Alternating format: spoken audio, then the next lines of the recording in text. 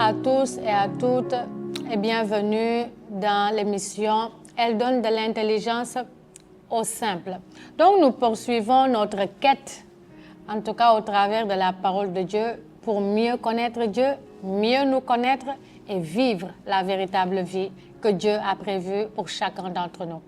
Dans les vidéos précédentes, nous avons parlé de la prédestinée. Nous avons surtout insisté sur le fait qu'avant d'accomplir quoi que ce soit pour Dieu, il faut d'abord devenir conforme à l'image de Jésus-Christ. Et aujourd'hui, nous allons nous pencher sur la destinée. Dans la parole de Dieu, dans Éphésiens 2 au verset 10, Dieu déclare qu'il nous a créés en Jésus-Christ pour de bonnes œuvres qu'il a préparées d'avance afin que nous les pratiquions. Mais ces bonnes œuvres, il faut les connaître avant de les pratiquer. Il n'a pas dit qu'il nous a créés pour que nous puissions aller chercher des œuvres à accomplir pour lui. Non, il a préparé d'avance des bonnes œuvres que nous devons connaître et pratiquer. Aujourd'hui, nous allons voir qu'en réalité, nous ne pouvons rien accomplir sans connaissance. La parole déclare que mon peuple périt par faute de connaissance. En réalité, tout ce que nous accomplissons et tout ce que nous avons pu accomplir jusqu'à ce jour en n'étant pas alignés avec Dieu est du néant. Et c'est très difficile de le dire ainsi, mais il faut le dire ainsi pour en prendre une pleine conscience afin de nous réorienter. Tout ce que nous avons pu accomplir jusqu'à ce jour qui n'était pas aligné avec la volonté de Dieu ne sert à rien, ne nous servira non plus à rien une fois que nous allons quitter cette terre pour rejoindre le Père qui est dans les cieux. Rien ne servira si ce n'est la volonté de Dieu. Et à la vidéo précédente, nous avons parlé de Jésus-Christ qui disait qu'en fait, qu'il ne fait rien que ce qu'il voit faire au Père. Et on a insisté pour dire en réalité qu'il n'a pas perdu son temps non plus. En 33 ans, il a vécu, il est devenu et il a accompli ce pourquoi Dieu l'avait créé. Pourquoi il était si efficace? Pourquoi il était si productif? Parce qu'il prenait le temps de connaître d'abord avant d'accomplir. Et pour nous qui sommes encore là sur la terre, comment nous faisons pour connaître? Nous ne pouvons connaître nullement sans la parole de Dieu. Oui, elle revient toujours, elle reviendra toujours parce que c'est dans la parole de Dieu, sur la parole de Dieu que nous bâtissons toute notre vie afin de vivre réellement ce que Dieu attend de chacun d'entre nous. Donc, comment connaître? En méditant la parole de Dieu. Mais pas seulement, parce qu'en réalité, la véritable connaissance n'est pas le simple fait de lire, mais de pratiquer. Le plus haut niveau de la connaissance, c'est la pratique. Donc, on l'appelle la connaissance expérimentale de la parole de Dieu. Nous ne devenons rien, nous n'accomplissons rien de conforme à la volonté de Dieu si nous n'obéissons pas à sa parole. Et cette obéissance, c'est véritablement la pratique de la parole de Dieu. Donc, c'est cette connaissance qui nous permet de devenir non seulement, mais de connaître et d'accomplir la volonté de Dieu pour chacun d'entre nous. Pour accomplir aussi, cela est vrai qu'il faut de la connaissance, il faut la méditation de la parole, mais le Saint-Esprit est l'indispensable pour accomplir ce que Dieu attend de chacun d'entre nous. La parole déclare, et c'est Dieu en fait qui parlait à Zacharie pour dire, ce n'est ni par ta bravoure, ni par ta force que tu vas accomplir cette œuvre, mais c'est par le Saint-Esprit. Donc, il est indispensable que chaque être humain soit conscient qu'il ne peut rien faire pour Dieu qui lui soit agréable sans le Saint-Esprit. Et en réalité, je suis fascinée par Dieu. Parce qu'en réalité, dans tout ce qu'il nous demande, il a déjà pris les dispositions nécessaires pour nous rendre capables d'accomplir ces choses. C'est pourquoi lorsque nous venons de naître de nouveau, et nous l'avons expliqué tantôt, c'est-à-dire de venir dans le royaume de Dieu, dès lors que nous acceptons Jésus-Christ comme Sauveur et Seigneur, le Saint-Esprit vient automatiquement habiter en chacun d'entre nous. Donc, en réalité, il y a tous ces processus, c'est vrai, mais sans le Saint-Esprit, nous ne serons jamais capables de le faire. Et donc, pour accomplir ces bonnes œuvres que Dieu a préparées d'avance pour nous, l'indispensable, c'est le Saint-Esprit. C'est lui qui vient habiter en nous. Il était en Jésus-Christ. Et c'est lui il était non seulement en lui, mais c'est lui qui le conduisait tout au long de sa vie sur cette terre. Et c'est exactement la même chose pour nous tous qui désirons manifester notre destinée. Le Saint-Esprit est indispensable pour nous faire connaître ses bonnes œuvres parce que c'est lui qui nous les révèle et nous avons lu au début qu'il y a des choses que Dieu tient en réserve pour nous, mais qui ne nous sont révélées que par le Saint-Esprit. Donc, non seulement c'est lui qui nous révèle ses bonnes œuvres, mais c'est lui aussi qui nous donne la capacité de les accomplir. Donc, ce point est non négligeable parce que tout ce que nous pouvons vouloir faire pour Dieu, peu importe le bon vouloir que nous avons, peu importe ce que nous désirons accomplir, sans le Saint-Esprit, nous n'arriverons à rien. Et quand même la parole va jusqu'à déclarer que même par rapport à la prière, nous ne savons même pas quoi demander et comment le faire. Mais c'est le Saint-Esprit qui vient à notre secours. Et il prie au travers de nous par des soupirs inexprimables. Donc, si même pour la prière, nous ne pouvons pas le faire d'une manière qui soit agréable à Dieu, nous ne pouvons même pas parler alors des actes, des œuvres que nous devons accomplir pour Dieu.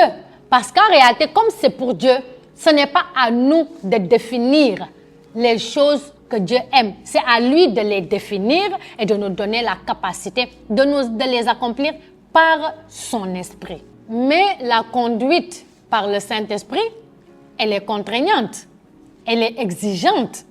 Donc, parce que nous avons parlé du processus du devenir, renoncer, renouvellement de l'intelligence et se revêtir, mais en fait, ici, c'est de reconnaître son incapacité à faire quoi que ce soit qui puisse être agréable à Dieu. Donc, pourquoi c'est exigeant? Pourquoi c'est contraignant? Parce qu'en réalité, c'est une position où nous nous mettons pour dire à Dieu en réalité, je ne sais rien, je ne peux rien, même le désir de bien faire me vient de toi. Et c'est à ces moments que le Saint-Esprit nous éduque, nous rééduque pour nous demander de laisser les choses, des choses, pour nous demander de laisser la manière que nous croyons être bien pour faire plaisir à Dieu. Il nous demande de nous débarrasser de tout cela. Il nous demande de laisser notre volonté afin de pouvoir nous laisser conduire par lui. Parce qu'ici, il s'agit véritablement de volonté.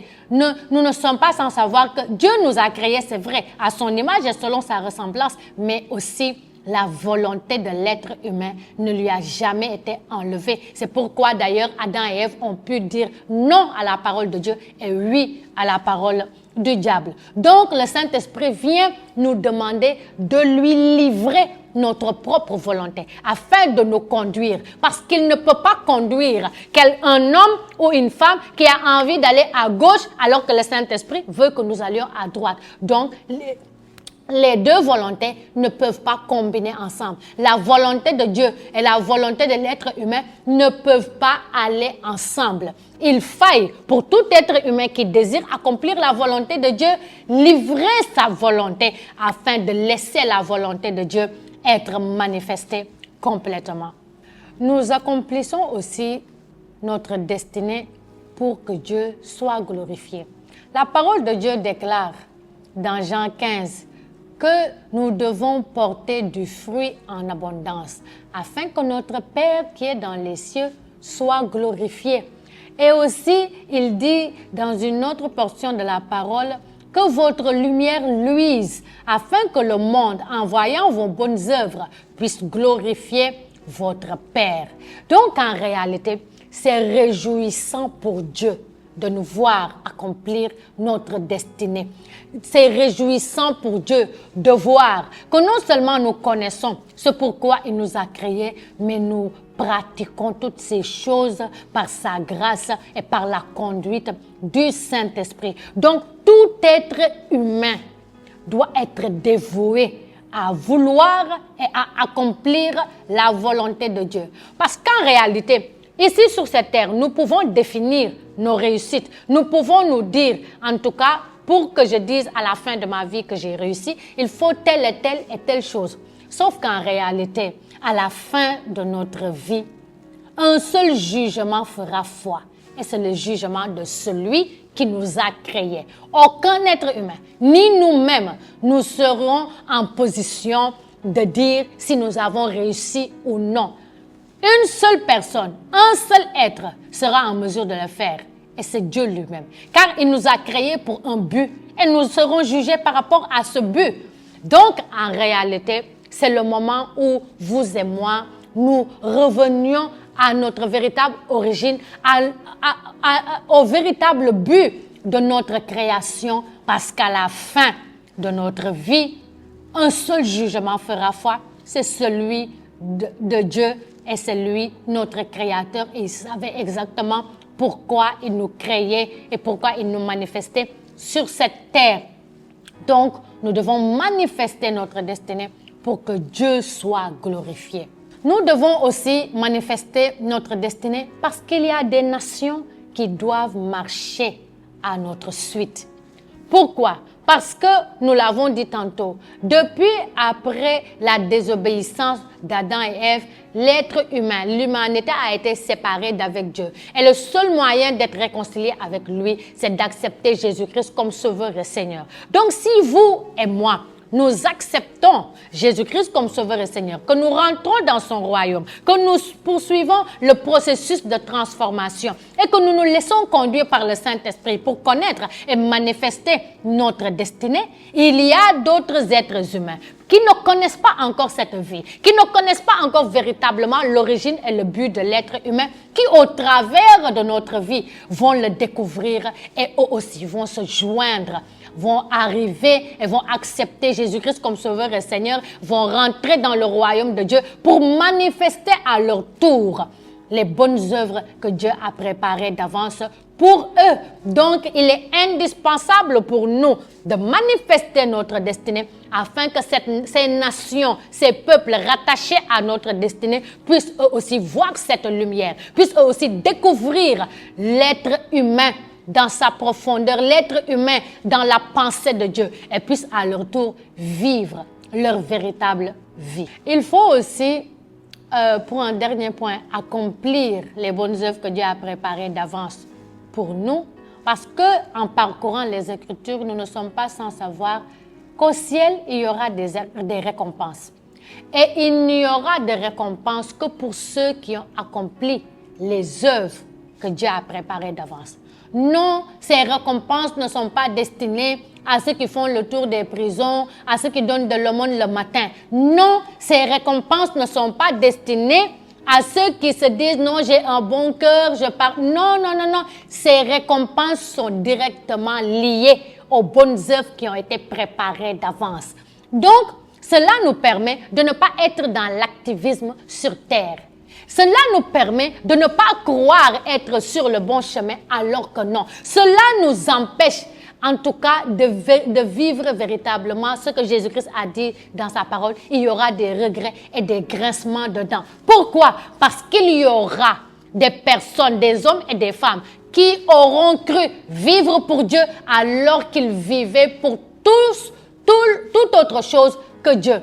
Donc c'est pourquoi il est indispensable de nous assurer de connaître les bonnes œuvres et de les manifester. Chacun a ses œuvres sur mesure. Ce que l'autre fera, l'autre ne le fera pas. C'est simple. Chacun a été créé sur mesure pour des œuvres sur mesure. Donc, nous devons être empressés de les connaître et de les manifester parce que toutes les récompenses que nous devrons avoir au ciel dépendront de la pratique de ces œuvres. Retenons encore une fois, ce n'est pas notre bon plaisir, ce n'est pas notre bon vouloir, ce n'est même pas parfois des actes que nous posons et qui, devant les êtres humains, paraissent bien, qui feront que nous ayons accès à ces récompenses. Il dit que ce jour-là, tous ces actes, toutes ces œuvres que nous aurons accomplies vont passer par le feu.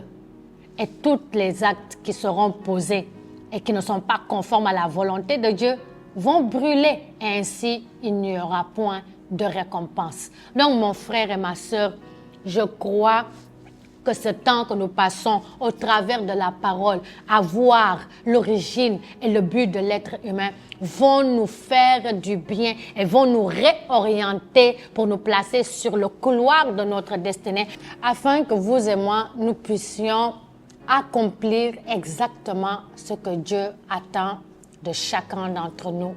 Donc, d'ici là, restez connectés et que Dieu vous bénisse et qu'il se révèle à chacun d'entre vous afin que vous puissiez vivre cette vie épanouissante lorsque nous sommes alignés à la volonté de Dieu. Soyez bénis dans le nom de Jésus-Christ. Peace.